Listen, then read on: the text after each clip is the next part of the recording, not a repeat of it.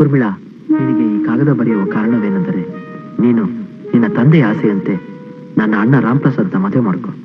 ಅವನು ನಿನ್ನ ನನಗಿಂತ ಚೆನ್ನಾಗಿ ನೋಡ್ಕೋತಾನೆ, ಸುಖವಾಗಿಟ್ಕೋತಾನೆ. ದಯವಿಟ್ಟು ಈ ಲಕ್ಷ್ಮಣನ ಮರ್ತು ಬಿಡು. ನಾನಿನ್ನು ನಿನ್ನ ಕೈಗೆ ಸಿಕ್ಕೋಲ್ಲ, ತಿರುಗಿ ಯಾವತ್ತೂ ಬರಲ್ಲ. ಎಂತಿ ಲಕ್ಷ್ಮಣ.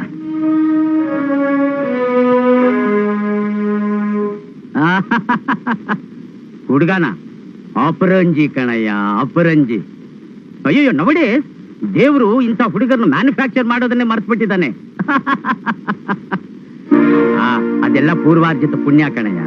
ಅದಕ್ಕೆ ನನ್ನ ಮಗಳಿಗಿಂತ ಗಂಡ ಸಿಕ್ತಿರೋದು. ಡ್ಯಾಡಿ, ನಾನು ಮದುವೆ ಮಾಡ್ಕೊಳಲ್ಲ. ಏನಂದೆ? ನನಗೂ ಇಷ್ಟ ಅನಿಷ್ಟಗಳಿದೆ.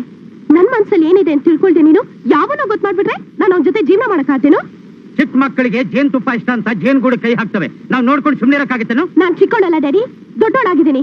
I hate your selection. I hate your Ramprasad. ನೀನ್ ಯಾಕೆ ಹೀಗೆ ಮಾತಾಡ್ತಿದ್ದೀಯ ಅಂತ ನನಗೆ ಚೆನ್ನಾಗಿ ಗೊತ್ತು.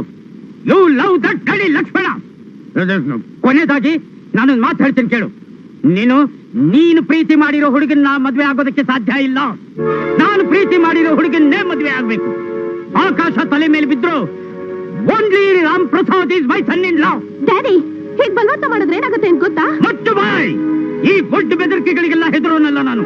ಊರ್ಮಿಳೆ ಗಂಡ ಲಕ್ಷ್ಮಣ ಅನ್ನೋದು ರಾಮಾಯಣದಲ್ಲಿ, ಈ ಭವಾನಿ ಶಂಕರಾಯಣದಲ್ಲಿ ಊರ್ಮಿಳೆ ಗಂಡ ರಾಮನೇ.